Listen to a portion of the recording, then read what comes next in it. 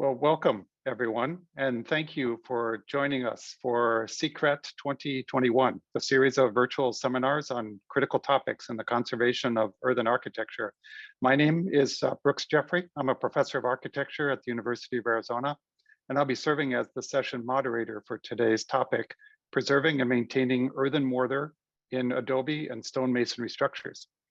Before we get started, I want to recognize the University of Arizona occupies the original homelands of indigenous peoples who have stewarded this land since time immemorial, and we honor their legacy. As I did in our previous session, I'd like to take this opportunity to acknowledge all those who have made the SICRAT 2021 possible. First, our partner organizations, Vanishing Treasures Program, the National Park Service, University of Arizona's Office for Research, Innovation, and Impact, University of New Mexico's Historic Preservation and Regionalism Program in the School of Architecture and Planning, and Cornerstones Community Partnerships. I also want to thank my colleagues on the SICRAT 2021 Planning Committee, Lauren Meyer, Francisco Avina Contreras, and Jake Barrow, who have been working incredibly hard under COVID conditions to create a virtual alternative to the TCRAT workshop we'd intended to host this year, but wanted to keep the momentum going until next year, when we will be meeting in Santa Fe, New Mexico. I'd also like to thank all the panelists who have agreed to share their expertise, experience, successes, and challenges in their work. As you'll see throughout the entire series of seminars, many represent National Park Service parks, but we also have active practitioners, academics, and representatives of community and tribal organizations, all dedicated to advancing the conservation of earthen architecture. Finally, I'd like to acknowledge the heroic efforts of Ashley Oliveros, events coordinator from the University of Arizona's Office for Research, Innovation, and Impact, who is the wizard behind the curtain of the registration process, the Zoom logistics, and today is doing her magic to make this virtual event as seamless as possible. Thank you, Ashley. We couldn't have done this without you. And for those of you who are not familiar with the tradition of the SICRAT, the seminar format, or the TCRAT, the workshop format, this all began in 1994 as a cross-border program between the National Park Service and its Mexican counterpart, the National Institute of Anthropology and History, known by its Spanish acronym INAH. This program convenes experts from the United States and Mexico to share current best practices and case studies, and works directly with communities on both sides of the border, using hands-on workshops to teach conservation skills and to help those communities preserve their earthen architectural heritage, and by extension, preserving pride in their community. In essence, the SICRAT or TCRAT program is a community of knowledge, and we encourage all of you to engage with the panelists in this series, as well as each other as part of this community. This year's virtual SICRAT seminar is intended to be the foundation for next year's TCRAT workshop, which will be held in conjunction with Terra 2022, the 13th World Congress on Earthen Architectural Heritage, taking place in Santa Fe, New Mexico in June. Links to next year's events can be found on the SICRAT 2021 website, which is now posted in the chat. And this website also has links to the Missions Initiative website, where we've built up a library of resources, including previous TCRAT presentations and videos that still remain a great resource of instructional tools on earthen conservation. Now, for those of you who weren't at the previous virtual sessions, let me provide some orientation as to how today's session will be conducted and how you can participate. First, each of these 2-hour sessions will be divided into 2 parts, a set of brief presentations by our invited panelists that will take up the first hour or so. Then we'll take a 10-minute break or intermission and come back for the Q&A part of the session for the second hour. To save time, I will only be introducing each panelist's name and affiliation before their presentation, and then turn it over to them. If you're interested in more information on the panelists, please visit the SICRAT website for complete profiles of each of the panelists. And we encourage you to ask questions during the presentations, but they must be submitted using the Q&A feature on Zoom at the bottom of your screen. You may want to wait until the intermission to post your questions, especially if you think that your questions will be covered by another panelist's presentation. I will be monitoring and compiling these questions as well as those already submitted during the registration process. And if they are not already covered by the panelists' presentations, we will use them as a framework for our Q&A discussion in the second hour. And just so that you know, the chat function in Zoom has been disabled for audience participants, but will be used by Ashley and the panelists to post links, additional resources, and other information. And finally, this and all SICRAT 2021 sessions are being recorded and will be available on the Missions Initiative website and eventually the Terra 2022 website, with the goal of creating a foundation of content for future TCRATs, including next year's in New Mexico. Now, on to today's topic, preserving and maintaining earthen mortar and Adobe and stone masonry structures. Our first panelist is Ian Hough from the National Park Service out of the Flagstaff National Monuments Office. Ian, take it away. Okay, good afternoon, everybody. It's a pleasure to be here, and I guess by way of background, I work for the Flagstaff Area National Monuments, as Brooke mentioned, and we are Wapatki, Walnut Canyon, and Sunset Crater Volcano National Monuments just outside of Flagstaff, Arizona. I first picked up a trowel and mixed mortar back in 1999, and I've done a lot of things in my career with the National Park Service as an archaeologist and preservation specialist, but that mud has stuck with me, pun intended, throughout my entire career. And it's a real honor to be here today as part of the SICRAT session. And I'm just really happy, very happy to be here with Calvin and Myron, two top preservation specialists in this region. This is a photograph of Wapatki National Monument, and I'm using it to illustrate the extent of masonry that exists in a place like Wapatki Pueblo. And of course, your eyes focus in on the stonework, but it's an illustration to show how much mortar work is also involved with these walls, and how extensive those joints are and how extensive the capstones are. And the majority of our work in architecture preservation in my monuments is focused on this type of architecture.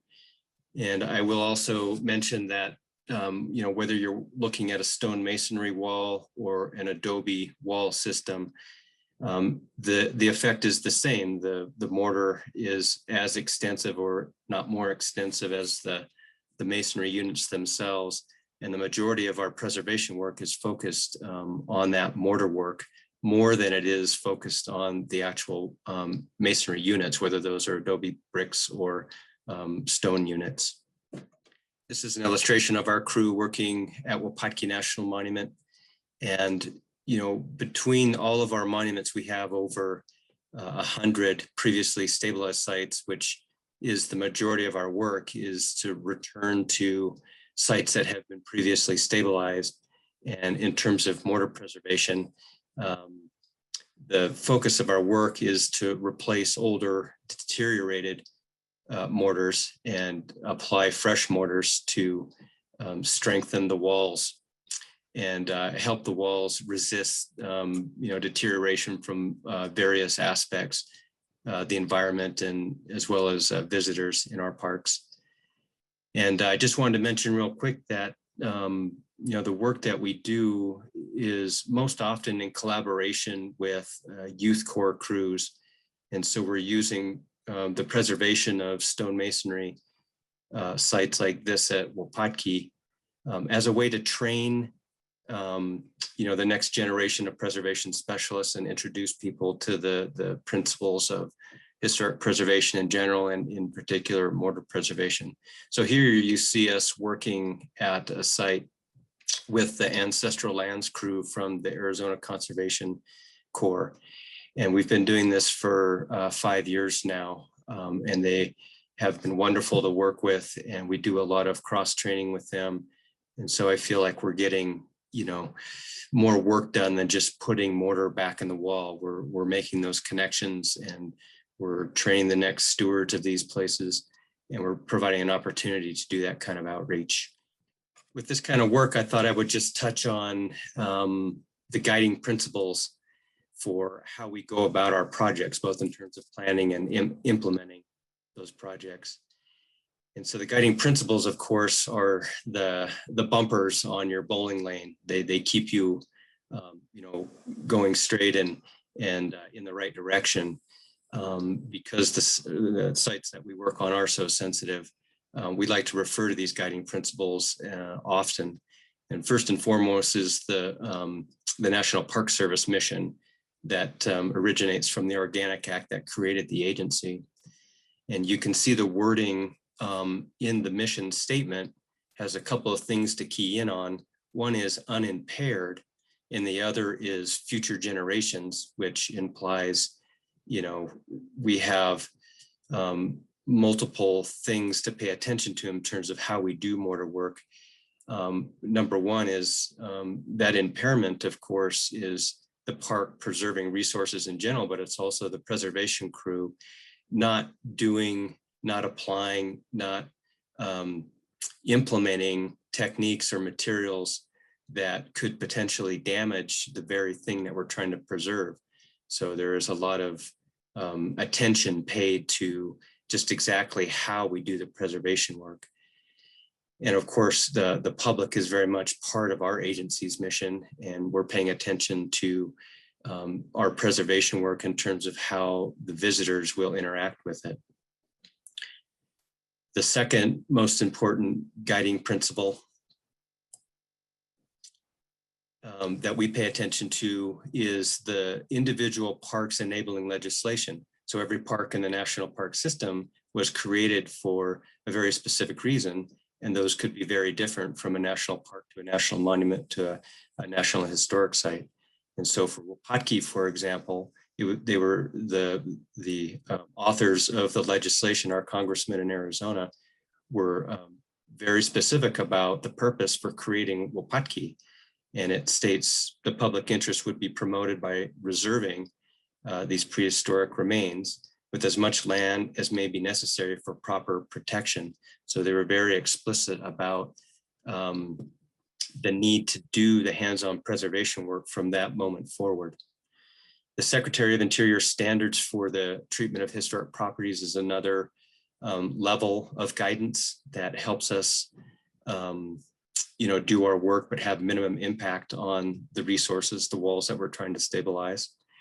And there are just a few, this is not an exhaustive list, but these are ones that we particularly pay attention to when we're doing mortar work.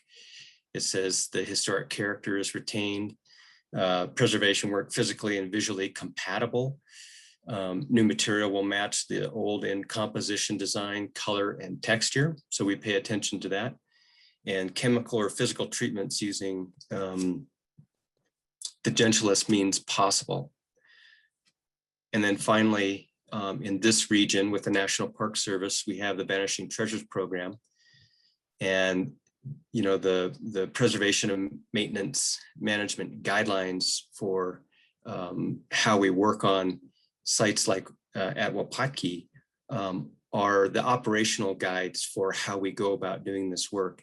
And it gets down into detail about the appropriate process to follow, and especially the appropriate staff to consult for situations that may not be answered by the specialties that are within the park.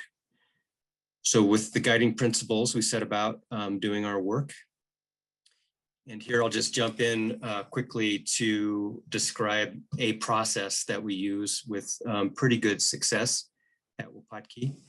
And here you can see two ancestral land crew members working on repointing the mortar joints on a masonry wall. And what you'll notice is that they've got their mortar there in the bucket, and they're cleaning the mortar joints, which is typical to do an inspection on the wall and then find where the mortar has deteriorated and carefully remove that mortar and then get back to a solid base, kind of like how you would do a filling if you were a dentist. Inspect the masonry units themselves very carefully, inspect the area around the mortar joint once you have it cleaned out. You're trying to get a sense of not just where you need to put your mortar and how you need to put it in the wall, but also you're trying to get a a sense, since you do have the mortar joints opened up, you want to get a sense of maybe some causes of deterioration in that particular area, because, for example, we may come back to this particular wall every 3 years and experience the same kind of problems where our preservation mortars are failing. Since you have the mortar joints cleaned out, go ahead and look around in there and see if you can't find any indications of why that might be happening. Now, these guys will go ahead and once those mortar joints are cleaned out, they're going to apply the mortar. You can see they have gloves on. We do use an amended mortar, a Roplex amended mortar. I'll go into that a little bit in more detail a bit later. They'll go ahead and put that mortar into the wall with water as being the primary bonding agent between the fresh mortar and the existing mortar. I'll be very careful about how they place that in there, because when you're finished, there are a few recommendations or a few guidelines that we need to follow. And one is that you want to recess that joint. You don't want your mortar to extrude out beyond the face of the wall stones. You want the mortar to weather into a texture and a color that's compatible with the surrounding mortar that might already be there. And of course, you don't want to leave tool marks on that, because in this case, in this particular type of resource, the idea is to give an appearance, a weathered appearance in an as found condition. So this may resemble what the walls may have looked like after a period of weathering when it was first found or first documented. Here they're working on a tricky capstone situation and an end wall situation. And you can see over to the very right-hand side of the slide, there's a chisel and a small sledgehammer. And I'm just using this as an illustration to mention that part of our challenges in doing successful mortar preservation work is removing some older preservation mortars that were incompatible with the wall and that were causing problems. And primarily that is Portland cement, which was a very common material to use in the southwestern United States to initially stabilize and then preserve walls in their current condition. And cements, of course, are very hard and very damaging to the softer sedimentary rocks that we often find as masonry units in these walls. And so when we have the opportunity and when we can do it without further damaging the wall, we will lightly tap, with a chisel, we lightly tap those older Portland cements to try to remove them and replace them with softer mortars like our Roplex amended soil mortar. And in doing this, I'd like to mention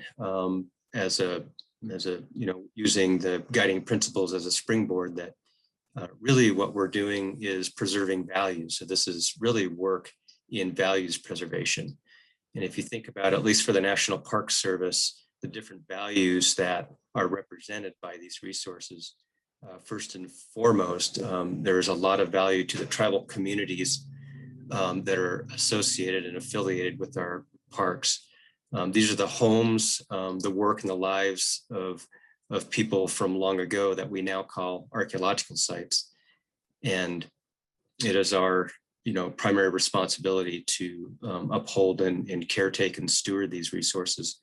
And so we see places like Wapatki as having very high value for descendant communities and tribes and indigenous people who first built and inhabited the sites.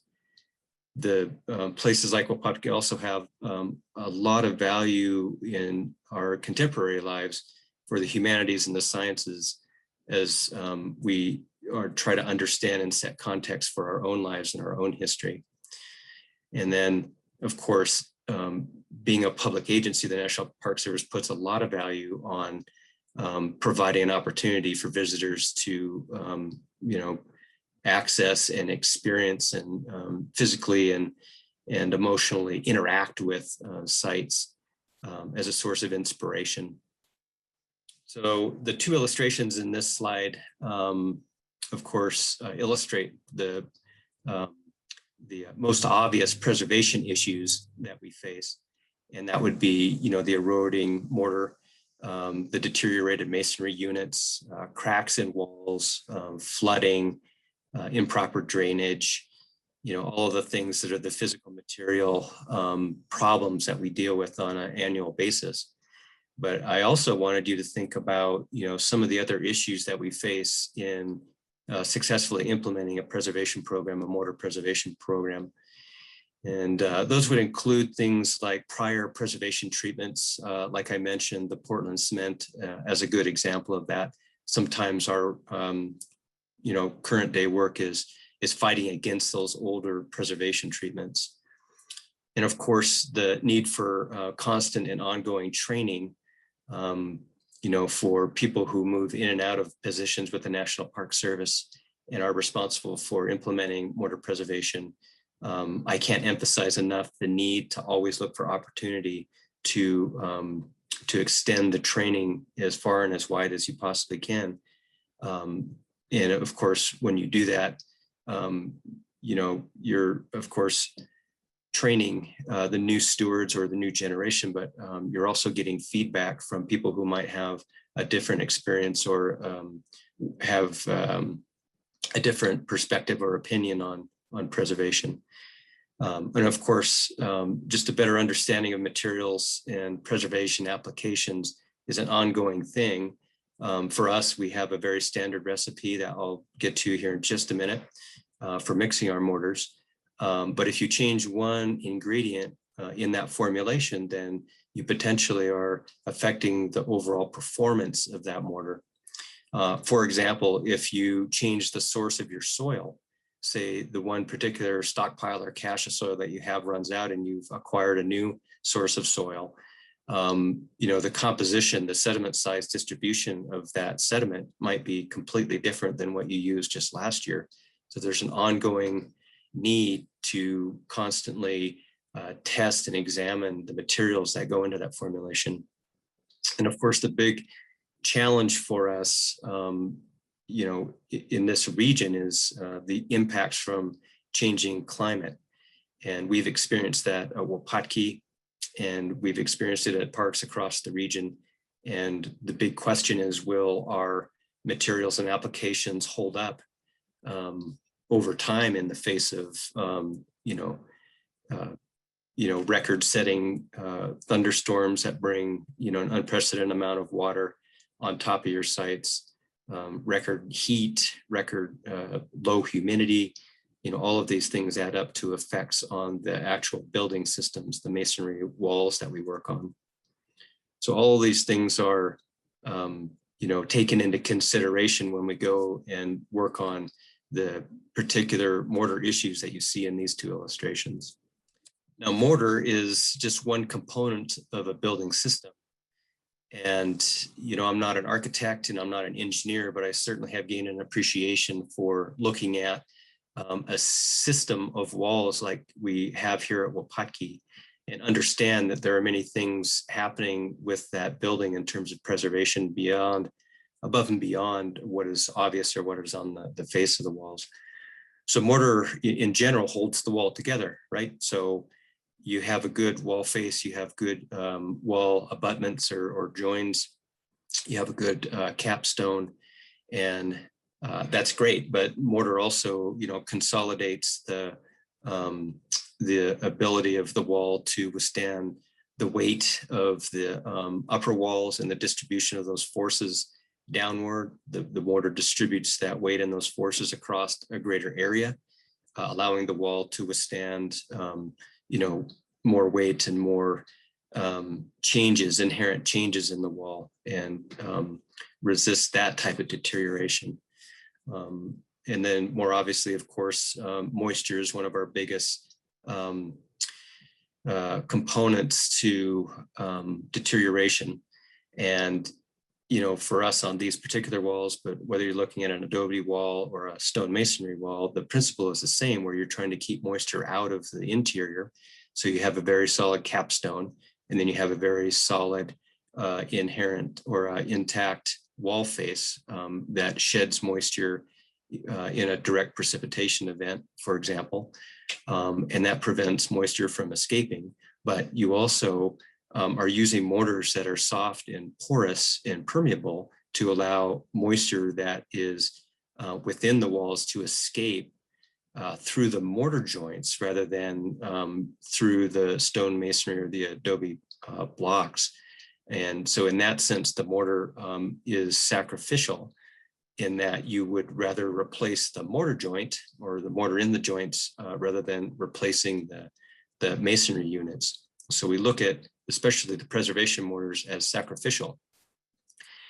And that of course is in the context of a structure like this at Wapatki, where you don't have the original protective systems such as roofs and entryway closures and things like that help protect plasters on the inside of the walls as well as renders on the outside of the walls.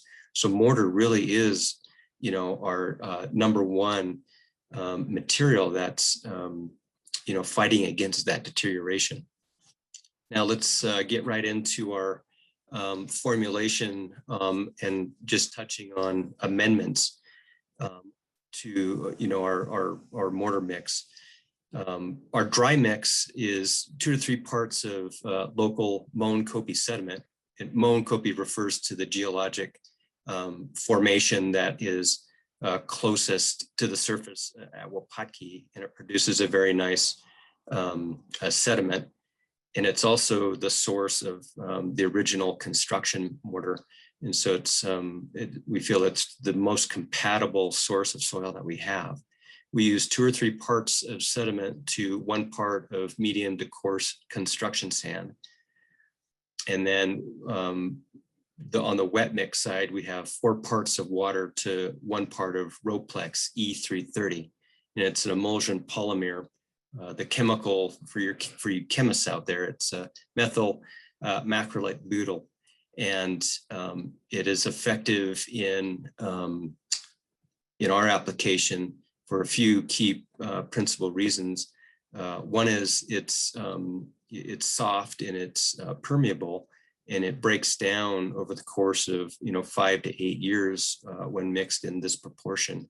And so we're not over strengthening the mortar in terms of reducing its moisture permeability.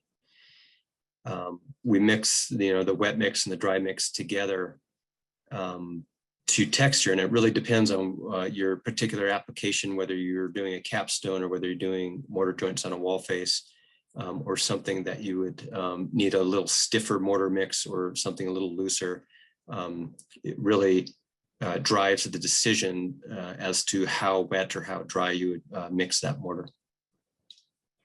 You can see in this illustration, we're at the mixing station, and you can see the sand and the sediment. The Roplex is in the gentleman's, or in the white bucket just behind the gentleman's arm there, and they're mixing the different proportions. And then you can tell we're not mixing huge batches of it. We're mixing small batches in 2.5 gallon buckets. And that allows us to control things like a stiffer mix or a wetter mix. And it also prevents the entire batch from setting up too quickly where it can't be used. And we'll move on to my concluding slides here. Always having in mind that it's not enough just to do what we've always done before, that you're trying to optimize the performance of your mortars. We're facing impacts from climate change that we haven't seen before. So do we need to rethink our particular formulations? We're trying to figure out different applications and the performance of those mortars, in particular situations on the wall cracks or failures. At the same time, we're trying to extend the maintenance cycle. That's the primary reason for using an amended mortar versus an unamended earthen mortar. We have experimented a little bit with unamended earthen mortars, and they do initially hold up pretty well, but within 6 months, they begin to fail. And then with any kind of precipitation or freeze thaw or other environmental conditions, render it fairly ineffective after about 1.5 years or 2 years. So we will continue to use the amended mortars. It is a reversible mortar. So if something were to happen and we needed to reverse that mortar, it is very reversible in terms of being able to physically remove it, but also remove any kind of staining or marks that it leaves. And then of course, it allows us to do our work, but it retain the integrity of all the features of those walls that we're trying to protect in the first place. So a few things that are ongoing parts of our mortar preservation program is, study the performance of mortars used in decades past, relative to their position on the walls. We look back at Wapatki and see mortars that were used in the 1980s, and they're still holding up fairly well. Others are not. And so we constantly have to make that a part of our study.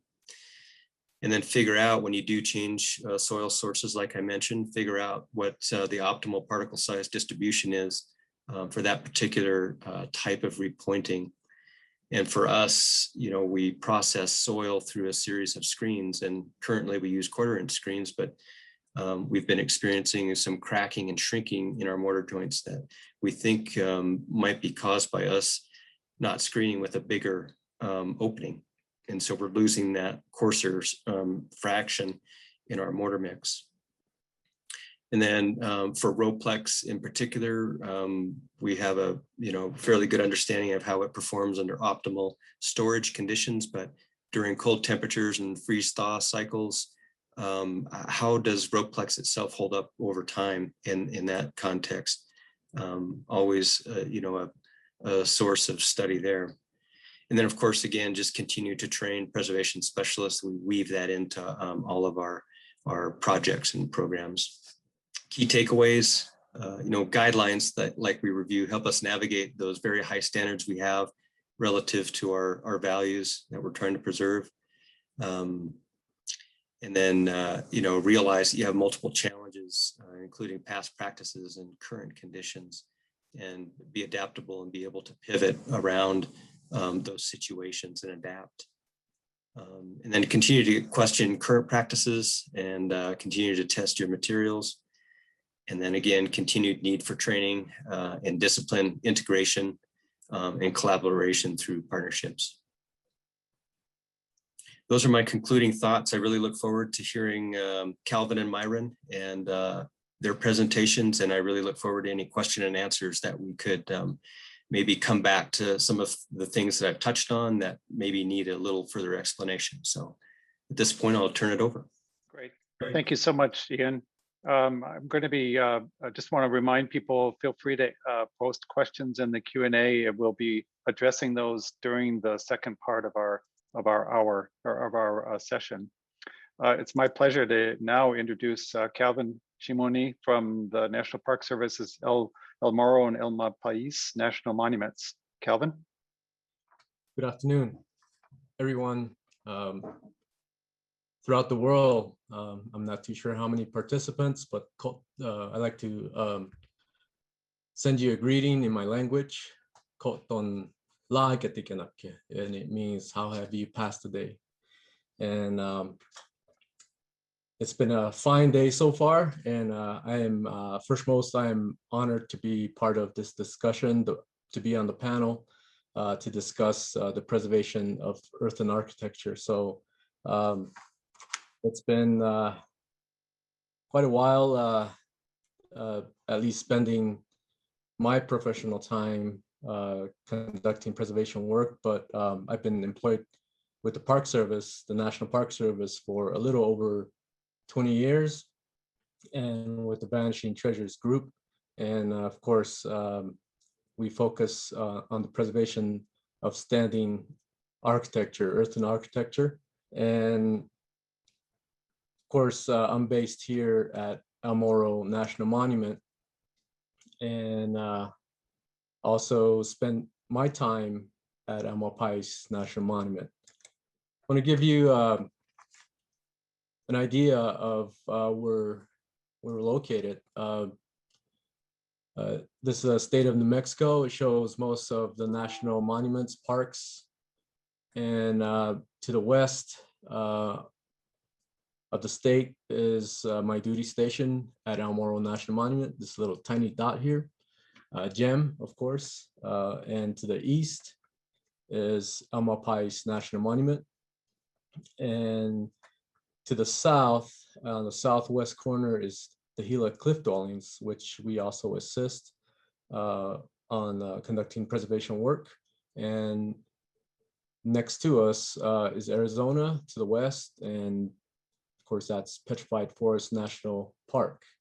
And we conduct our preservation work at these locations at various sites, and have been for quite a while now. And of course, Gila Cliff Dwellings has been our newest addition to at least assist with preservation work there.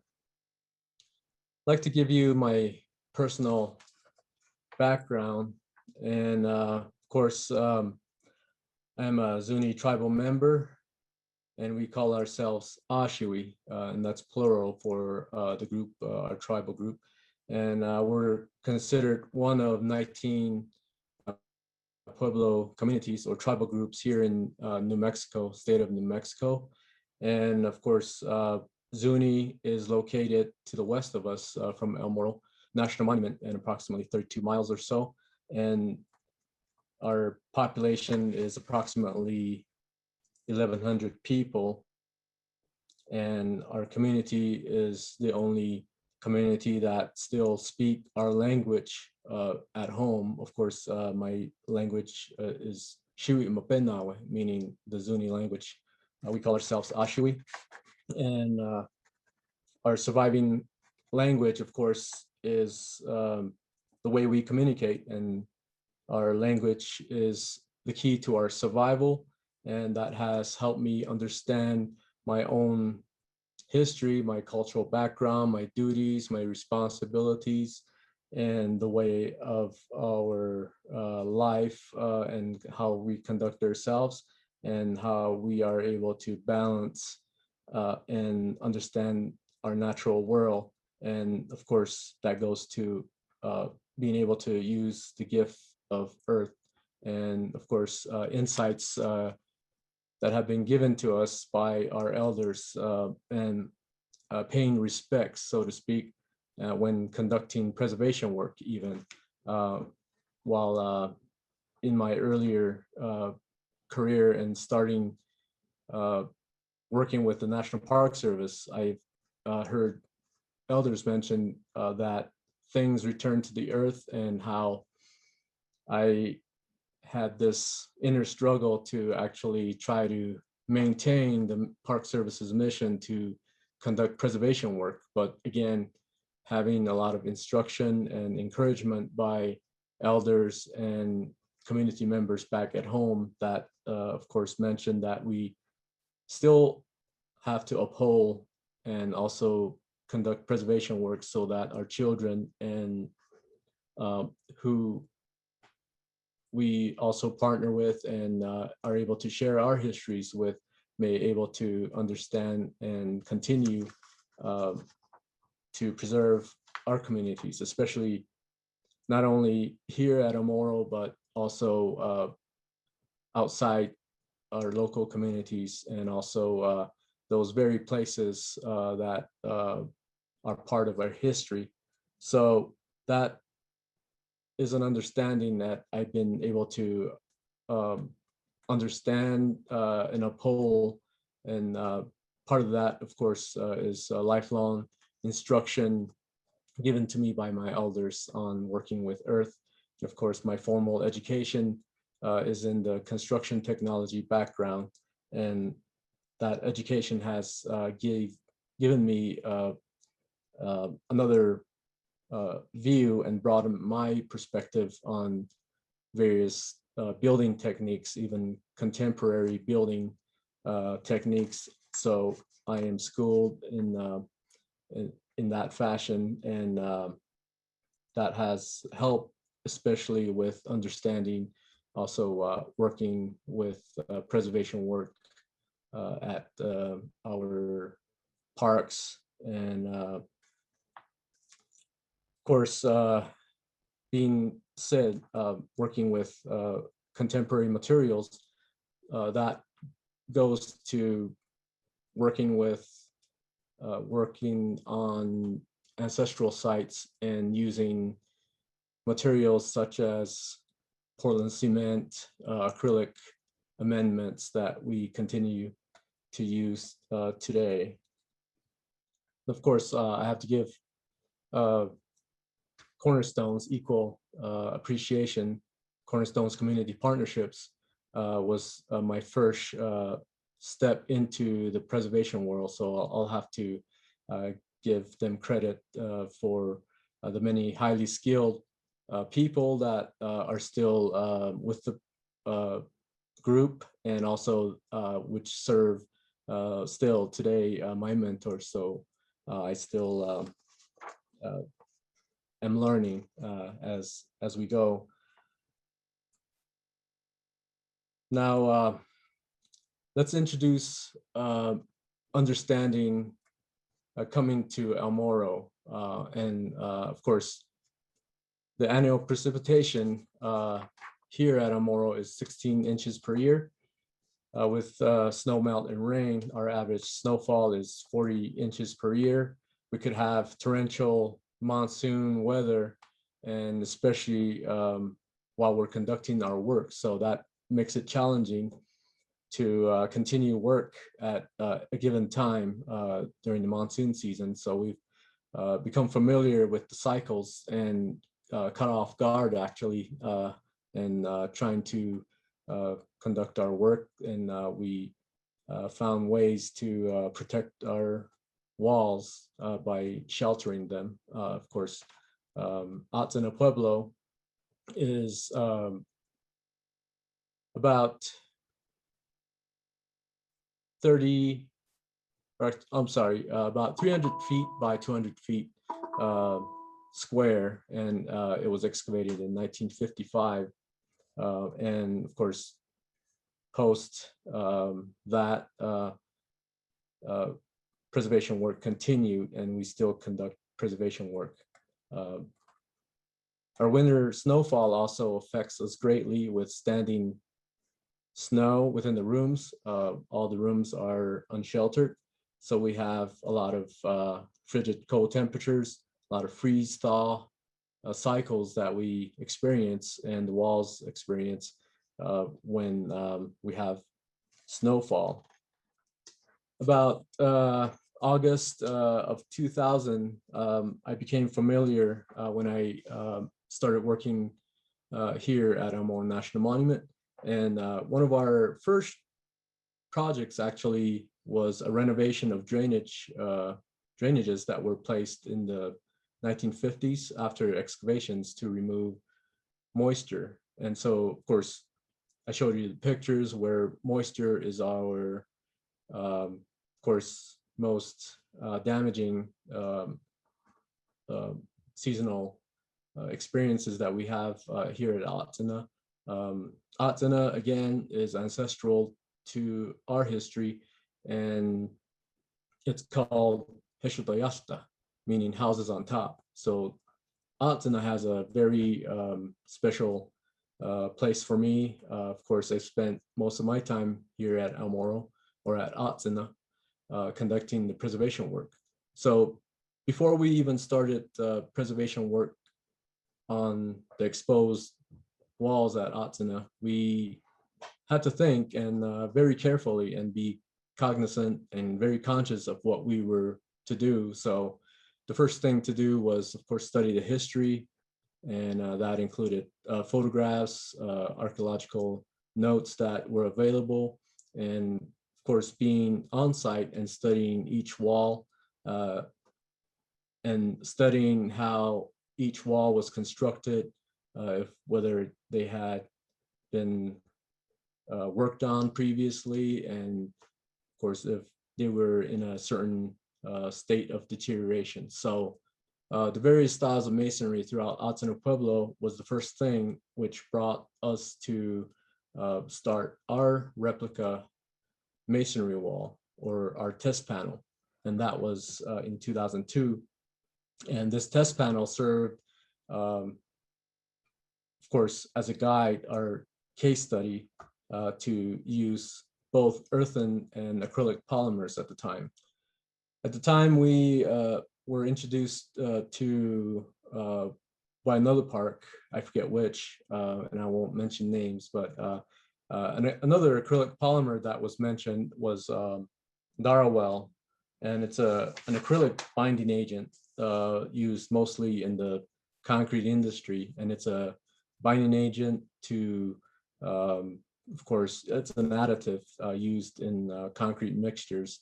It's a polymer, and of course, it's a very concentrated chemical, acrylic chemical that is used by some parks, but we actually tested the material at Morro on our test panel first, and we used about 3:1 parts, of course, 3 water to 1 part of Darwell C, and used it during our testing.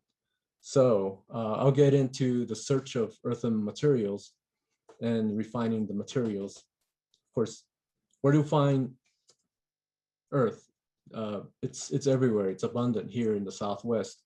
So there's various locations that we are able to use our materials for our mortar. But of course, another challenge is actually locating and getting the material itself, of course, the right way, meaning, is it legal? Do we find private sources? Do we find other sources that are more commercial? And that's what we've done throughout our working using earth mortar. And so we've actually used 2 trucking companies, which of course mine local soil and sand material. And that's kind of what we've been using so far, and have been lucky enough to get those sources regularly. If not, as mentioned in the previous conversation, when materials change, of course, meaning location, it becomes challenging.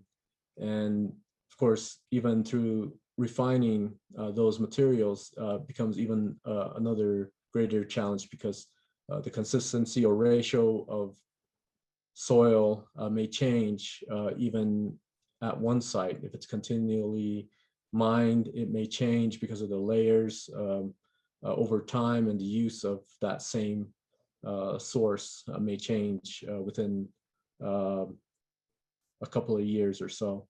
So sand, clay, and sand aggregate is primarily our material that we use for our earthen mortar. And of course, when we go through the process of refining materials, we also go through a series of testing, field tests, and also collecting the colors that we may need, alter the consistency, the texture, and even modify the earth itself with other sources of earth altogether to, of course, add more clay to the sand soil source, or even vice versa.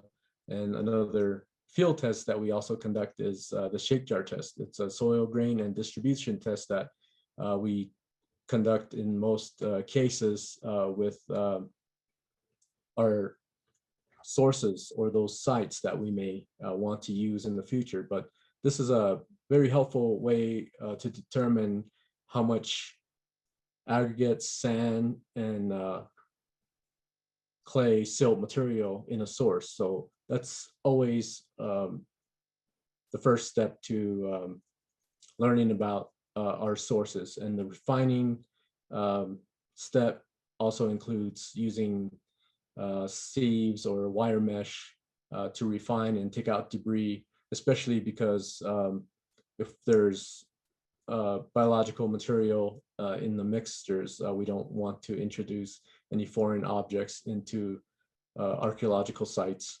and also to take out unwanted larger stones that may be present in the source itself. And I also want to mention that once we find a suitable recipe for our earth mixtures, we actually use a tracer, and that's usually a commercial-based source as well, and it's glass beads, and that's basically another item or product we use, and it's available at building suppliers, and it's basically used for sandblasting applications, and that's what helps us trace our materials when we use our mortar in our preservation work in archaeological sites. And of course, that's an added step to make sure that we note those types of changes over time during our preservation work, and also allows those who may study the site or may come to work and continue to work on certain walls in archaeological sites or at Atsina to know that we actually did those repairs. And that's a very important step we take. And so finally, the product, once we mix our mortar, is of course earthen mortar. And that again takes us back to our test panel. And since we studied our walls and noted the changes, and when we were constructing our walls, additional walls onto our first wall panel, we actually replicated the coursing, the style of coursing, even filler material, smaller stone in between mortar joints, as we saw it at various Atsina walls. Wall orientation also was very important because the direction of seasonal moisture and how it affects erosion, or how the walls erode over time, was another important step we had to conduct, because not all precipitation or seasonal weather comes from one direction and may affect walls at different rates, and erosion rates over time may vary. Some immediate, some take quite a long time to erode. And so we were very cognizant of the way our approach was to constructing the replica walls, and our test panel proved otherwise, that using amendments in this test panel, and also using modified mortar and acrylic polymer.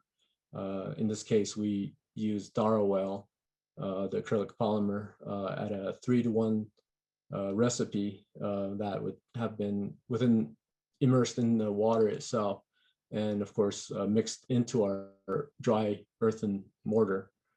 So once we applied and used it as a mortar in our test panel, it was very interesting process, because our results were almost immediate as far as our application of both earthen and modified mortar, because when you have hot and dry temperatures, those curing times vary, even especially when you're using earth to acrylic polymer based mortar. And it's hard to actually control either of the two at different rates, especially when you're doing it almost at the same time. We had another person, or I had another person working alongside me, and who's still with me, and I have to give credit to Mr. Edwin Cialtiwa, who also was part of this project and the case study. And both of us, of course, shared many ideas on even application techniques, even a type of application that we did, actually several, and that was when we were working, applying, and the application of mortar in between the stones. We did it in layers, and that's one way that we were able to control the drying and curing times. And of course, at certain curing rates and times that we found was helpful was creating hatch marks or cross hatching, physically cutting cross hatches in the mortar itself. And actually that cured much better and also created a rough texture that additional layers were able to be applied and adhere better. So those were various ways that we controlled the curing times, and also we're preparing for additional layers. Another interesting thing that we also found was applying earth mortar almost like a plaster appearance or a plaster finish, using it as a sacrificial layer, because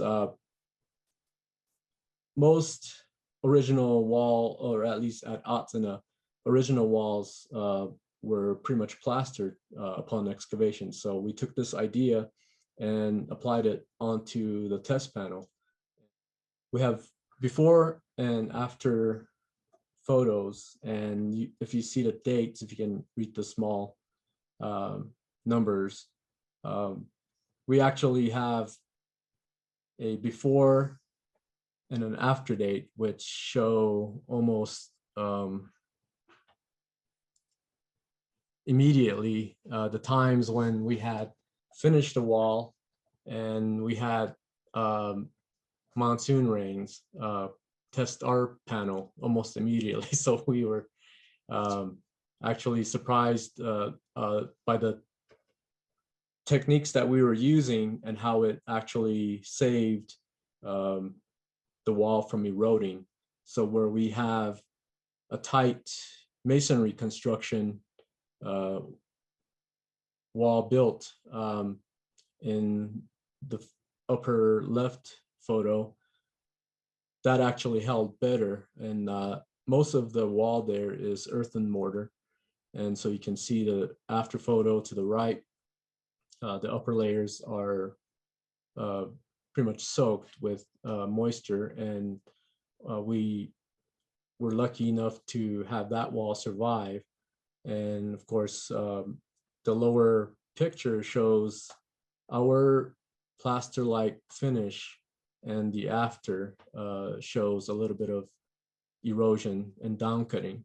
So techniques, even how wall caps were constructed after excavations, and how preservation work calls for making sure that wall caps have or at least serve as a protective cap on the entire wall. It's very important that we take a closer look at that, because a lot of the vertical channeling that occurred, especially with moisture coming down from the top of the walls, and how they were directed over the walls, were eroding much quicker than other walls that had wall caps that were diverted to other directions. Ongoing preservation work. We still continue to have seasonal precipitation, and those are challenges. And we schedule our activities and conduct routine maintenance, especially mostly on this particular wall, because what I mentioned is the direction of precipitation that usually is on this wall seasonally. It creates quite a bit of severe channeling, especially where you had Park Service wall caps that were constructed, as I mentioned, about late 1950s using concrete and hard cement material.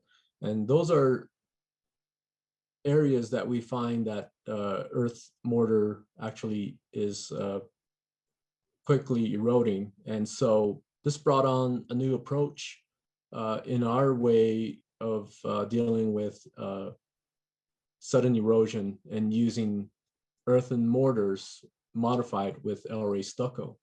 So we've had success using L-ray stucco. Now, L-ray stucco is a commercial product, a material that is, of course, out on the market, and it's used commercially for exterior finishes, even on contemporary buildings. So again, we modify it using a ratio that is quite less than what it's called for commercially. So we actually use only a quarter to half to probably 3 parts earth and of course water. So it's an interesting approach to how we've come to find a way to at least conduct our routine maintenance and to at least save us some time. And as previously mentioned in our previous discussion, it lasts, I would say, about 2 to 3 years. We've had success. We think it's a success because it allows us time to work on other wall areas that we are continually working on as well, and of course as well as other park units. And continuing preservation work at the 3 other locations, that includes Malpais National Monument, Petrified Forest National Park, and the Gila Cliff Dwellings. Now, there's also the challenge, continued challenge in 2 of the parks, Malpais and also Petrified Forest National Park, and that's exposed masonry wall. And with no shelter, we have severe erosion, of course, around the same time, and that's during the monsoon season. And of course, the picture below is the Gila Cliff Dwellings, and it's sheltered. It's protected, at least for the most part, and currently we are doing preservation work there, and we're using both earth mortar and earth mortar that is modified using L-ray stucco. And the reason why we use and choose L-ray stucco even at the Gila Cliff Dwellings, even though it's sheltered, is seasonal and of course daily visitations from the public, and that impacts certain walls much more than other walls, even in some of the other locations under the shelter, because a trail goes through much of one of the caves, and we have people usually that will touch the walls or even climb onto the walls, sit on the walls. So the walls go through quite a bit of physical interaction even with the public. So, and as true with Arts in a Pueblo. And so we have to make sure that our mortar is stable enough to support dead and live loads. Of course, that includes walls that may support trail areas and differential load areas, meaning there's a difference between material, unexcavated material adjacent to excavated rooms. So we have those challenges as well. So personally, I still conduct preservation work even full circle at home on my family home. And of course, the left shows original stone and Adobe construction. And we haven't talked much about Adobe. However, I have experience working with Adobe, making Adobe, working with plaster, and the white color that you see on the left picture is traditional gypsum plastered wall. And of course, on the right, is my continued effort to work on the wall, to repair the wall corner there. So I still practice even on my personal time. And the very important last slide here is youth mentorship.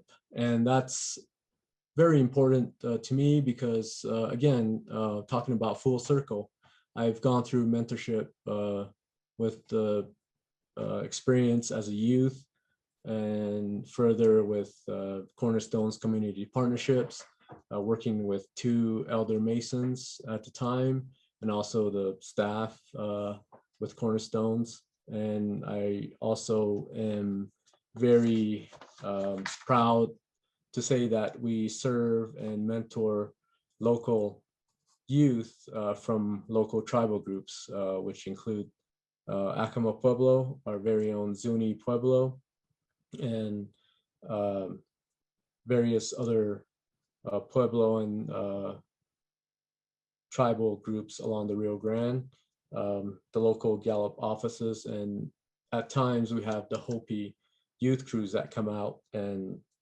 that's a great honor. And also my last exiting words, of course, is with learning what I've learned and being able to share my experience. And I hope that this encourages the youth and to have those up and coming even staff members and the youth workers the ability to learn from us and also further their education in the preservation field.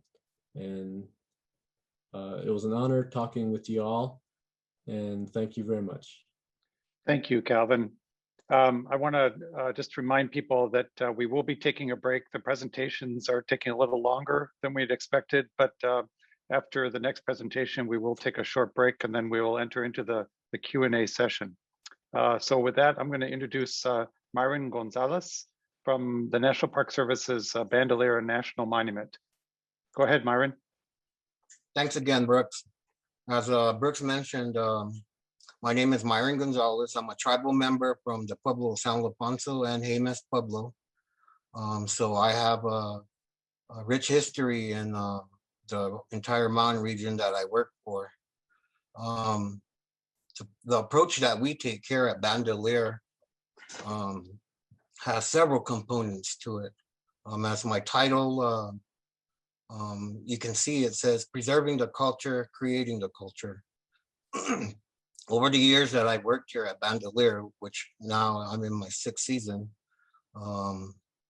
I've come to know that and learn myself that the most knowledgeable resource in a place like Bandelier, where my ancestors lived, are the descendants of those that lived here. And I strongly believe that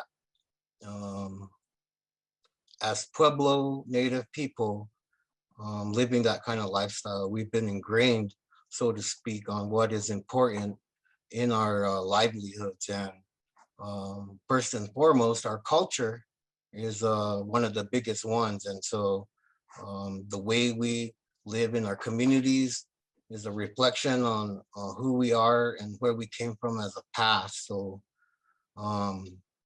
when we recruit our younger individuals who come and work here during the summertime, it's important for them to understand why they do this work and where they play, where their spot is in the whole grand scheme of things. So, you know, the program that we run here at Bandelier first started in 2015 as a hands-on preservation experience. That was, I believe, the first year that I was here at Bandelier. And because I had previous experience running crews, doing burned area emergency rehab work and stuff like that, it was a perfect fit for me to take this on and try at best what I personally been trying to do in as everybody else in the previous presentations has said, and that would be educating our younger generation. I'm one to share what I do know in the traditional knowledge of my lifestyle, but also what I do in my everyday job with the youth of my community. So when you come and share the experience that we have here at Bandelier, rest assured you will get a full plate of everything from traditional land history of the state of New Mexico, our history of our Native American people, the styles of construction we do within our own communities, and them being able to understand why our communities are built the way they are. So we have two crews that we run here. One is the Rocky Mountain, well, they're both through the Rocky Mountain Youth Corps, but one we call the Bandelier Preservation Crew. Their primary focus is on the archaeological district. By that, I mean they work at the centerpiece that Bandelier is known for, which is the village of, or the Pueblo of Kootenai. And then some of the other areas that we include are the Longhouse Complex and then the Talus House District. Now, what's unique about Bandelier compared to Wupaki and El Malpais and El Morro is that a lot of our cultural resources are on talus slopes, carved into the canyon walls. And so when it comes to preserving earthen architecture, I think you have to consider the work you're doing specifically to the area you're working at. So the other primary crew we have here, and this has been ongoing for now like 3 years, is the conservation crew. Their primary focus is to work within the Civilian Conservation Corps Historic District, which Bandelier has one of the largest collections of CCC era buildings. So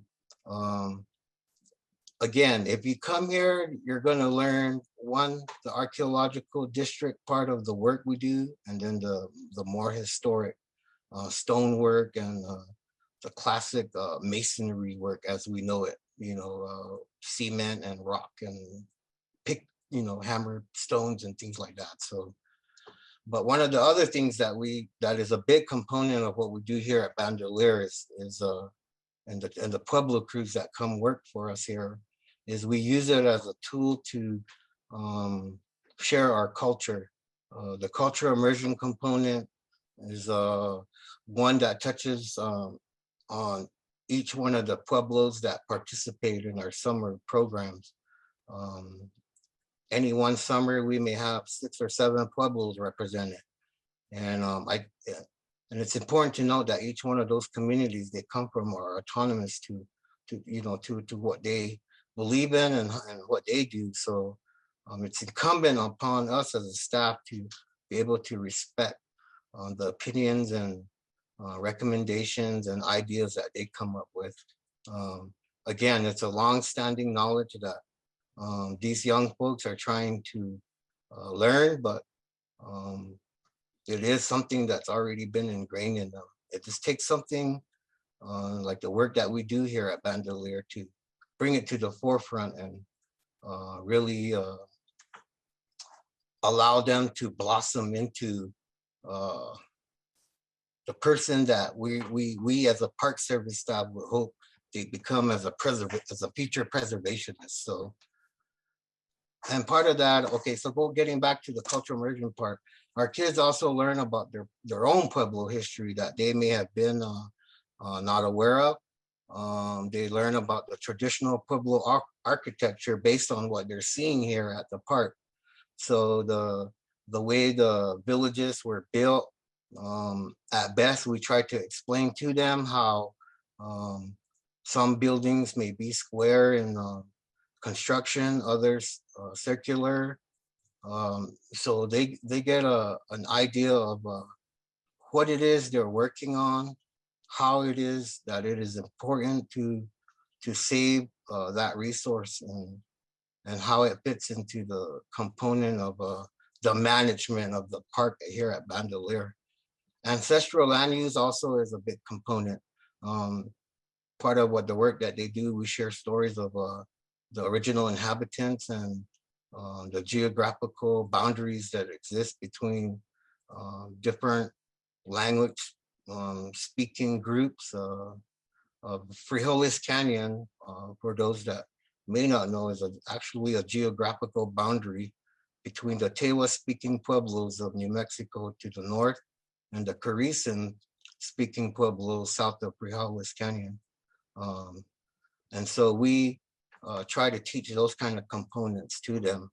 Language preservation, that's a big component. I believe Mr. Chimoni mentioned that without our language, we kind of don't really have an identity. And so the two language speaking groups that usually are represented here at the park, we're always one to share one another's languages.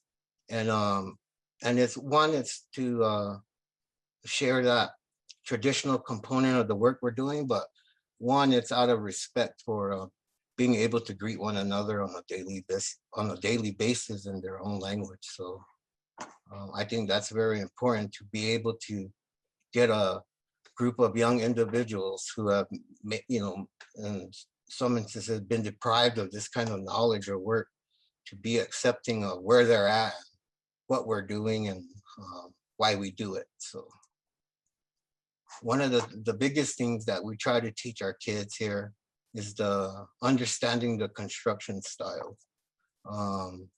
Whether it's in school, whether it's at home, whether it's them reading things on the internet, they're being relayed their story of origin and migration through sort of a chronological time period. And everywhere that our pueblo have stepped, there's always been a different construction style. I think you saw it in the Wupaki one, where it was more of a flat sandstone puzzle piece, has mortar in it, that maintained some integrity and strength and durability to that construction method. We know that in other eras of the Four Corners area, and even in our time period, there was places where it was dry stacked. And so that's important for these young individuals to understand that one may question, why are we putting mortar in this when the ones in Mesa Verde or Chaco Canyon were all dry stacked? There's very little mortar in between those stones, but the construction styles definitely need to be understood to be able to understand how effective the work that you're going to do on it is going to be. One of the things that we do see and often discuss are what are the impacts created by the natural environment. We did talk about application styles and methods, but it also makes you think about what time of day do we apply some of these mortars that we're using. Do we do it before a rainstorm? Most likely, probably not, because the effort you put into that particular wall will probably get eroded and washed away or compromised, definitely, during those rain events or storm events, if you will. In unsheltered ruins and cultural resources like we have throughout majority of the parks in the Southwest are unsheltered, meaning anything can compromise the integrity of that site. Here at Bandelier, we have a lot of animals that do that. We have a big population of deer and other ungulates out sometimes, bears, but we also have the insects that burrow deep into the walls that also cause the deterioration that a lot of us see. And I think Calvin and Ian can agree that sometimes the bigger problem isn't what you see above you in the walls, it's what you don't see in where the insects and animals burrow or stuff like that. Weather obviously always has an impact. The freeze thaw. Here at Bandelier, we have these monsoon storms that can be very violent. And because we're in an area where there's a lot of rock surface, we get a lot of runoff. And so one of the challenges of preserving something with the appropriate mortar is, how is it affected in a bigger scale? Do we have water that drains right up to the ruin? Do we have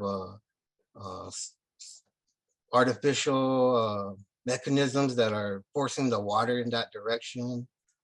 Standing snow, like Mr. Chimoni and Ian probably can attest, are some of the issues that we always have here. And then someone alluded to the visitor impact. Here at Bandelier, the crown jewels of what we have here are all within the main loop trail. And that trail allows for almost unlimited access if people wanted to different parts of some of the resources that we have here. So the visitor impact itself is big. When we do cyclic maintenance, and I'll mention that, is there's problem areas every year, every summer that we're going to encounter. So we already know from previous years where the problem spots are going to be. So the kids who do the work during the summer will understand that. They'll get to know the visitor impact use situation and stuff like that. So, but another thing that we look over here at the park is the previous use of amendments and mortars. Someone mentioned that, I believe in the 1950s, Portland cement was a big product being used to fix I believe the cyclic maintenance of a Pueblo ruin. Wow, that itself presents a lot of challenges too. Cement is very detrimental to the soft tufa stone that makes up the whole geographic formation of Bandelier. Tufa is a soft stone that's been hardened by sunbaking and stuff like that, but it's also it's a byproduct of the ash that came off the Valles Caldera, which is just located a stone's throw west of the park. So those kind of formations and things like that are very soft, and we've seen the impact that harder cements have on the soft stone. There's times where we try to remove it, but it's so embedded in the way the wall is stabilized that it's nearly impossible. So the kids here, they also get to understand the preservation objectives based on NPS mandates. So Ian mentioned earlier the driving forces behind the work that we do here. And we do have a lot of guidance. And sometimes the guidance alone can actually be a hindrance to maybe what you think is more appropriate for the mitigation effort that you're doing at the time. So those are the things that we talk about. Data gathering techniques and procedures are something shared by our team members. We ingrain into their psyche the importance of gathering data. Each one of them will, at the end of their experience here, will understand why they took the pictures of before, during, and after. How you can use those photos to reset stone, so to speak, the gaps of mud being used from previous mitigation efforts. A lot of the folks that come to Bandelier, we share with them that what we see on the surface of the landscape is a continuation of the foundation that was excavated. In this case, it started in 1908. So it's like somebody said earlier, it's hard to understand and capture all our traditional beliefs and how we need to proceed with the work. So it can be rather daunting and cumbersome to come from a community that's traditionally oriented in the way we do the work and the taboos that go with the work. But for the most part, at the end of the 10 weeks that or the seasons that we have the kids, they understand how important it is of the work that they did and where it fits in what they want to do in the future. So one of the things here that we always focus on too are the application methods of the earthen mortars that we use. In some instances, we do use modern tools, as you see in the slide at the top right corner, on the use of an edging tool and stuff like that. Part of what we share with them is them envisioning how our ancestors would have built this place. Obviously, we don't have the modern tools back then that we use today. So when they do the preservation with just bare hands and things like that, we try to give them a sense of the amount of work that it took for our ancestors to build something like that. In this instance, I do believe that in certain instances, not every cultural resource that exists in Bandelier and the facade of the walls were plastered. Here, I believe it was based on the usage of a certain area. So in the cave-8s, we do see a lot of washing and plastering of the walls. But in the ruins, I strongly believe that, you know, it would have taken a tremendous effort and a huge amount of resource to plaster every wall that's within the pueblo. This one, Union Pueblo is a very large pueblo, so it's hard for me as a person who's seen that fathom that it would be something like that. So cyclic maintenance, as I said earlier, where are the reoccurring issues? We know that a lot of times on main loop trails, any trail within the national park system, there's always that resource being jeopardized that way. Folks sit on the walls, folks walk on the walls, people tend to lean over to want to see what's in the building. So we know almost every year, it's almost the same area where we know that kind of reoccurring issue is going to happen. Sometimes it's vandalism. When we talk about architecture, we try not to just focus on the brick and mortar portion of it. We try to explain to our individuals that even in the cave-8s, somebody had the mindset to say, I want this particular place to look like this. So the walls that are plastered within that, we encourage them to think as that as architecture also, because it made that certain space, whether it was a home or not, give it that home feeling, so to speak. So however the person that lived in it envisioned their home to be, they probably most likely applied that idea to where they're living. And so vandalism happens throughout the park. Not only here, we see it at other national parks that I visit and stuff like that. Those are some of the threats, but the biggest threat, I think, to a resource here in Bandelier, the geophysical changes, the geology. In the photo that you see down below, you can see the talus slopes and the challenges those present, the vegetation. On the far back walls of some of our Pueblo ruins here, we can assume that there's a lot of pressure from the ever-shifting changes of the talus slope and all that. So increased access are also one of the biggest threats. We try to eliminate access to certain parts of the ruins by, you know, doing back trails and filling in the unnecessary social trails. But when you're out there doing this kind of work, people just are interested in the work that you're doing. And if we don't pay attention too much, sometimes people can wander, and that's okay, because sometimes we like to share that.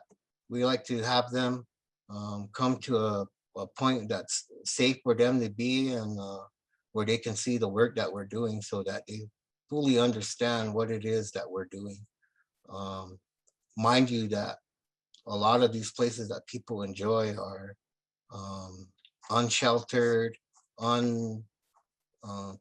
incomplete ruins, and so they want to get a real close glimpse and get a real good story about what it is that they're looking at.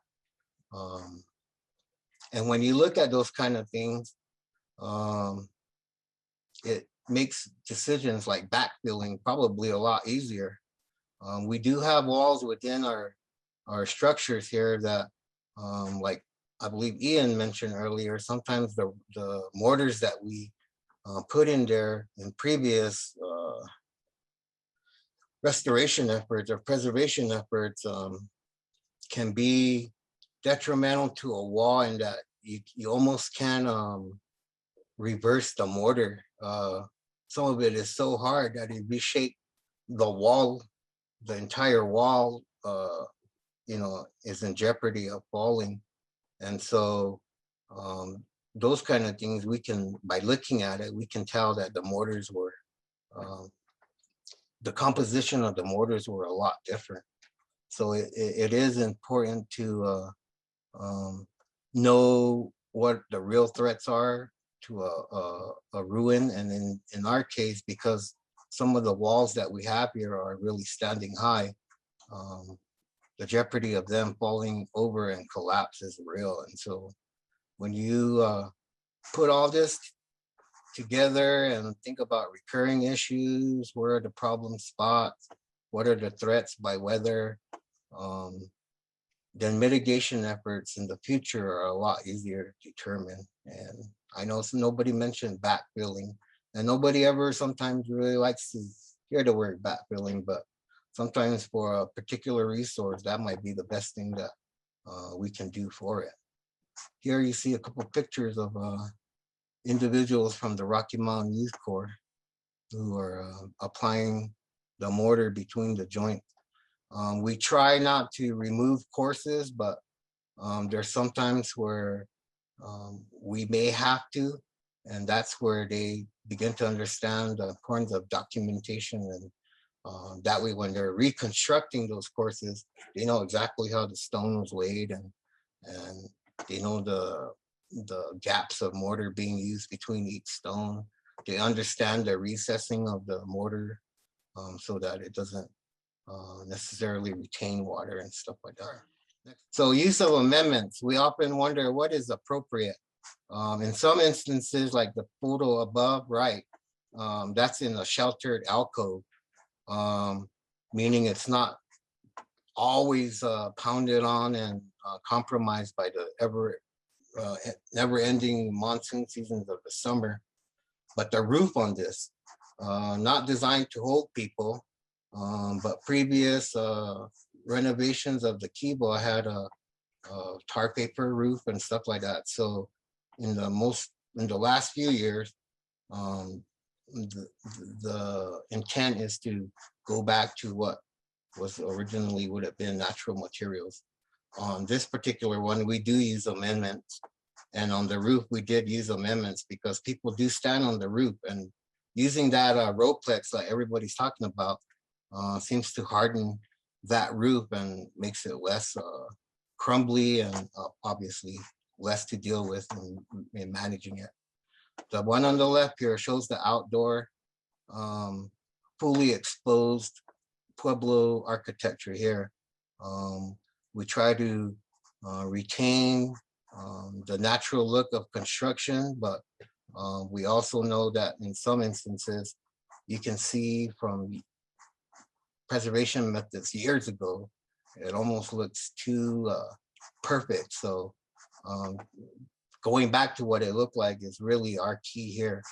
Here you see the inside of Cave Kiva. You see the plastered walls. The black soot above the ceiling is what we try to emulate the ceiling to look like. In these kind of instances, we don't use any kind of amendments.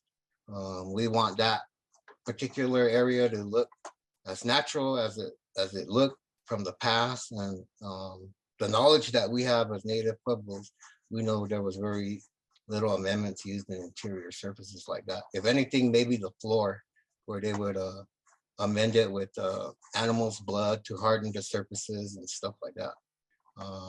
That's hardly probably ever done now, but we have to consider always the recommendations and cultural sensitivities of affiliated tribes. That's the advantage I believe I have, knowing that being a tribal member, so to speak, I can understand what is invasive and what is necessary and what's going to work and what isn't. So amendments, also considering is it in the interior, which we never use any amendments in interior plasters, and exterior, which we do all the time. This one here just talks about the things that we show our crews that come in here, the importance of documentation, as I mentioned, identifying key issues and problem areas, not only within the resource itself, but things that have to do with maybe interp and stuff. Resource protection, we give them a crash course on public comment where they fit into the picture. And then section 106, which is mandated to the park system, so they understand what that means. Identifying, discussing tribal issues with documentation. And then a lot of our crew members one day are going to be future leaders of our Pueblo community. So they're not all young, they're already in that profession and stuff like that.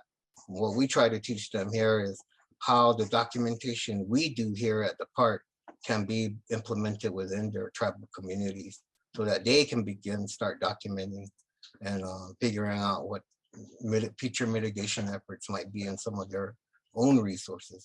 The next slide shows several of our interactions with the community. We do have days where we have Pueblo communities come and work with us and the Rocky Mountain Youth Corps. The right of the screen is the original Hough crew, the hands-on preservation experience. The one on the right is our one of our more recent Pueblo crews, and all these crew members are from the local area Pueblos.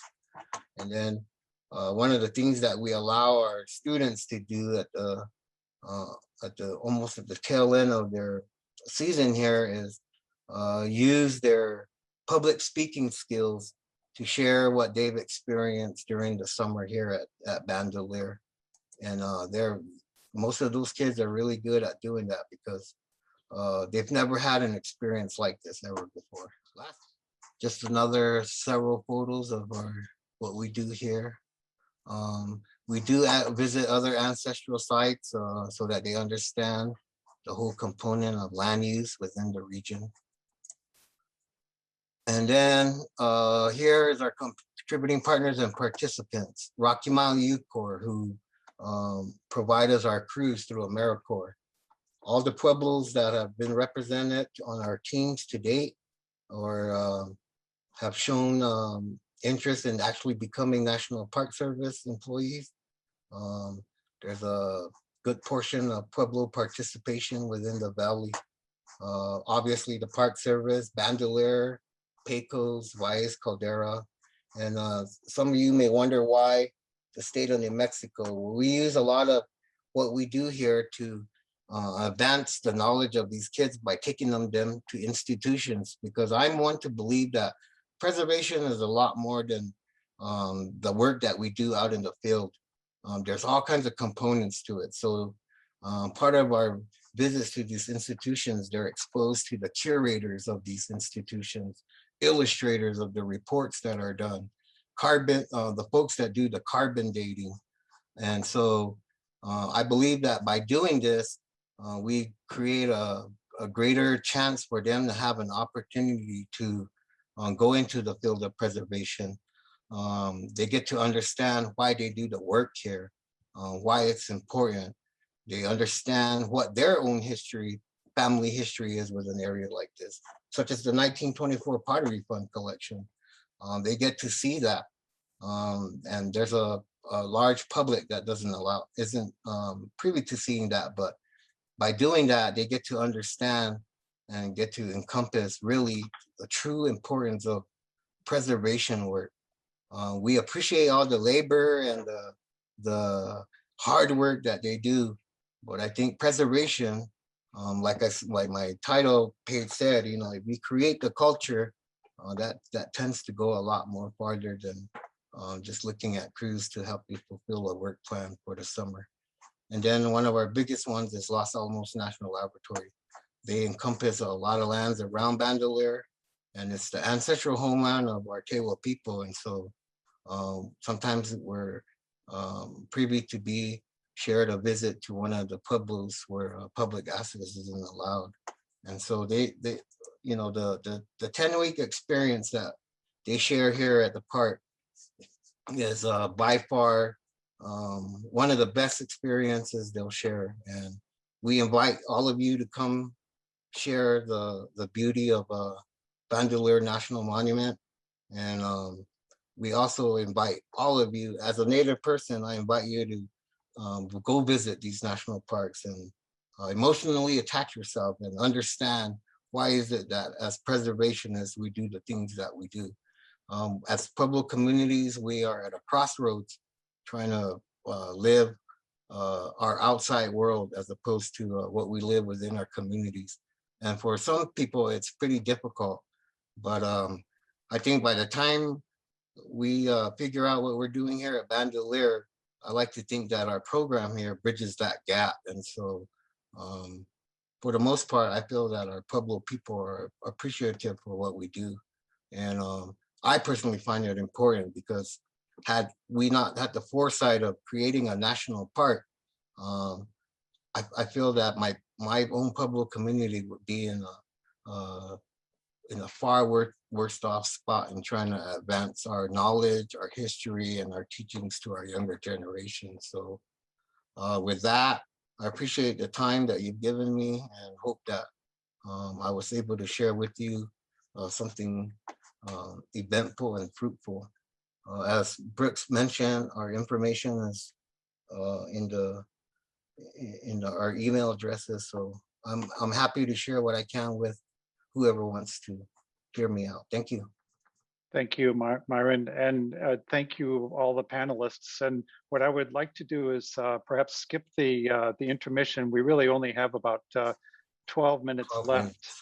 So what I'd like to do is continue to encourage people to ask questions through the Q&A. There was one that I wanted to follow up with Ian that was sent by Steve Crooks, and I know that you had answered it, but I wanted to talk really about these borrow pits and the real sourcing of soils. And I would like to ask it of all the panelists because I think it's really important to understand that sourcing component of it. So Ian, I wondered if you could start perhaps and talk a little bit about how sourcing is done, whether it's done inside the park and the challenges with that. Yeah, sometimes it's the last thing you think about when you're looking for new preservation materials, but for various reasons, rules, and policies within the National Park Service, borrowing material like this is prohibited in most cases, and it's mostly because of the damage to soils, drainages, and vegetation within the parks, and also the indefinite quantity that that borrow pit could represent. In other words, we're going to be doing this preservation work for a long, long time. And, to have a source of soil that is indefinite means that, that borrow pit, that damage could grow indefinitely over time. So that's the prohibition side. The challenge it presents is, the best soil you can use, in my opinion, is the soil that's right at the site. It was the soil with the composition and the particle size distribution that most closely matches what was probably used originally. In order to get that soil, you would have to separate out cultural material. And by doing that, digging around the site and acquiring enough material to mix the soil, you would be doing further damage, potentially undermining some of the subsurface deposits that you're trying to protect in the first place. So that forces us to go, like Calvin and Myron both mentioned, to a commercial source that, you know, matches closely, as close as you possibly can to, you know, what may have been used originally. And that alone requires that you start testing your soils. And I know that's a whole separate session for the SICRAT this year. So That's right. already that would be a good one to attend, but that testing is really going to be critical in making sure that your final product, your final mortars have, you know, they're compatible visually, texturally, and then they have the performance that you want. Are they going to hold up and that kind of thing? So. Yeah, great. Calvin, do you want to add anything to that?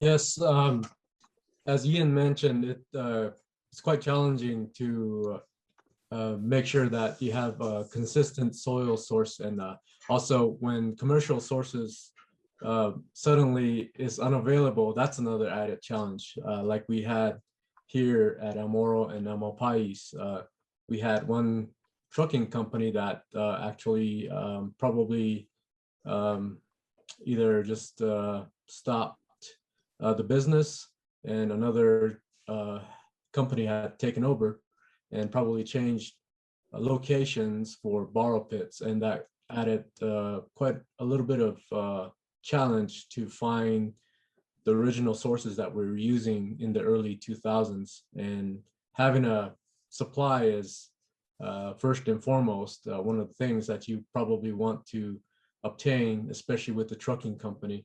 If it's the right mixtures or right components to your mortar, then you probably want to make sure that you have tons of it for the future, and at least if you can have it staged and protected, because soil being open in the environment will slowly disperse, you know, if it's not contained. So also, again, with that, it also added more challenges to find and make new relationships with even bordering locations, private lands, or even local tribal communities who would allow us to gain access to sources. And sometimes we were lucky enough to even work with the Department of Transportation, of course, when they're working alongside roads and removing sediments off some wash areas. And so we've come to adapt to where we could find those locations and sources. Great. Yeah, and Myron, do you want to add anything to that also? Yeah, I definitely agree with the challenge of sourcing offsite. Obviously, we all have the laws that forbid us to mine from the park. When you're looking for huge amounts of loads, like Mr. Chimoni said, I'm lucky that I guess we one of our outlets could be tribal communities. You know, I live in an environment that's pretty close to where I work. You know, the color tones, the soil composition, all that is there. The problem is whether or not, you know, governments can easily contract with these small governments that can easily say, okay, for the next 20 years, you know, we have this supply of clay, say for instance, that we like to exclusively give to Bandelier, you know. So those kind of things prevent different challenges too. Fortunately for us, you know, we've created different color palettes based on soils from throughout the park. But you know, the best ones aren't always used for some of the work we're doing. And I say that because of the interior of the caveats and stuff. You know, we've actually gone out and looked for soft clays in the boulders where winds, you know, allow it to accumulate, and find those are the best ones. But where do you find a boulder with a 50-foot by 50-foot pit that's going to accumulate that much clay, you know? So yeah, it does present challenges. And as best as we can, we try to see if we know personally people locally who might be able to point us in a direction or give us ideas of what other sources might exist out there. We're lucky we have Jake Barrow, and he's one that's given us a insight on the use of plays and where to find them and amendments and things like that. So yeah, it is pretty cumbersome. I mean, I've only been here 5 years, but if I were to look at where am I 20 years from now, well, where did we find the material? If I'm still here, where did we find the material to help us achieve what we're going to 20 years down the road? Whereas I think if I went up to my borrow pit now, I have like maybe 2 or 3 seasons left. So, so it is incumbent upon us to think of that far ahead on finding the resources necessary. I mean, it'd be great if we could get it right off the site, but again, that presents a whole major bunch of issues. So yeah. Well, and Calvin and you and Myron talked really a lot about this notion of the next question that came up, which is how do you blend your traditional values and philosophies toward conservation between the tangible and the intangible?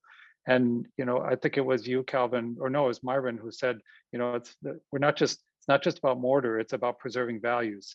right. And I wanted to know if you could talk a little bit more about how you balance those. If I can go first, like Calvin Sure. said earlier, it's a tough deal to consider as a native person who's doing this kind of work. The restrictions, the taboos that come from your own community. How can you make that fit into teaching this group of kids here? It's important to teach them those things, but it's also important to kind of weigh out the pros and cons. I'm a traditionalist person. I understand everything that goes with my traditional lifestyle, but I also try to incorporate how these younger generation need this type of work to be able to do this kind of work, to be able to preserve who they are as a native person.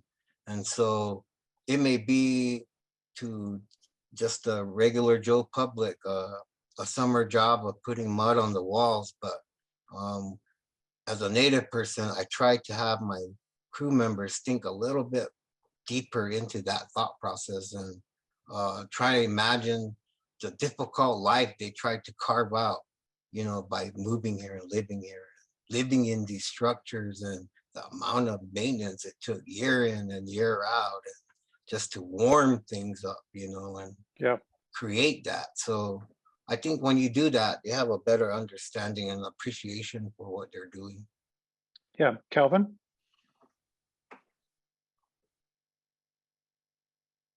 Yes, thank you, Myron. It's on my own self-conscience, I guess, as far as being able to understand and learning. Of course, I mentioned that I grew up traditionally, of course, learning the language and understanding, not only being able to find that balance.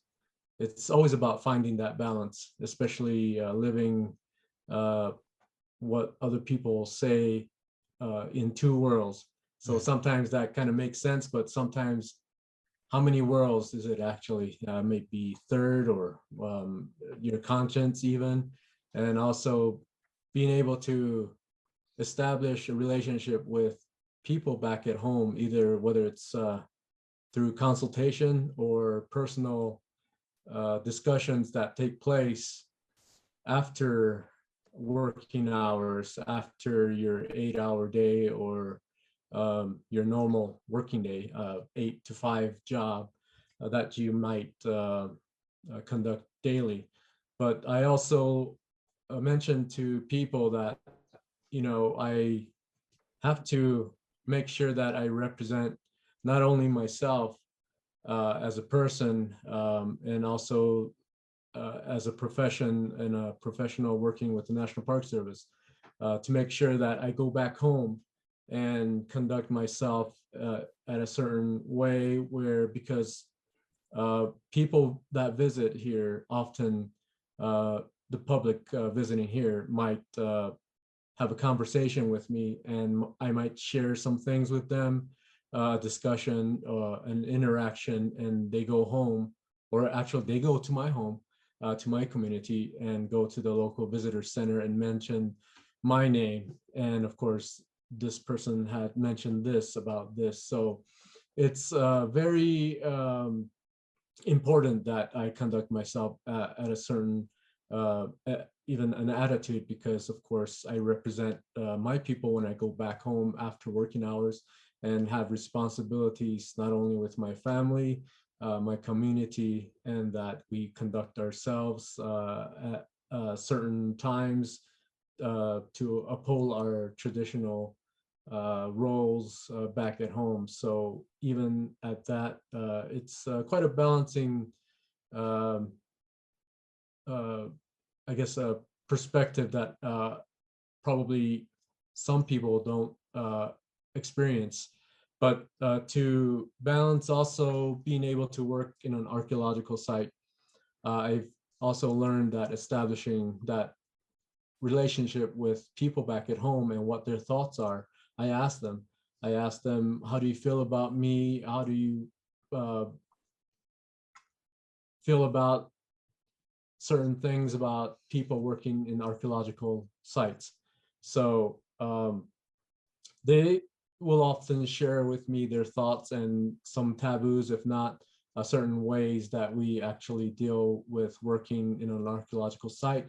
If it's sensitive things that we might conduct, I usually will actually only conduct preservation work, and for my sake and for my own self-conscience, I will actually conduct myself and the work that I do as a preservationist above ground, so to speak. So that gives me a little bit of, I guess, a better conscience for me when I do go back home as well, and have discussions that I let people know that I conduct preservation work, and my colleagues who are archaeologists help to maintain at different levels with documentation. If it's an excavation, they do their work. We have roles that each of us conduct here with the National Park Service, and their duties that and professions that allow them to do those specific scientific work. And so that's pretty much what I also explain to them, but also knowing that I have this free discussion and a relationship with the people at home, they're more open and probably feel a little better about me working here at Morro or at other archaeological sites, because in fact, we are probably doing the most important work of our time right now, because as Myron and Ian mentioned, that we are doing this to make sure that we also uphold preserving the sites itself and making way for those future preservationists to conduct the work after we're retired or go on to other professions.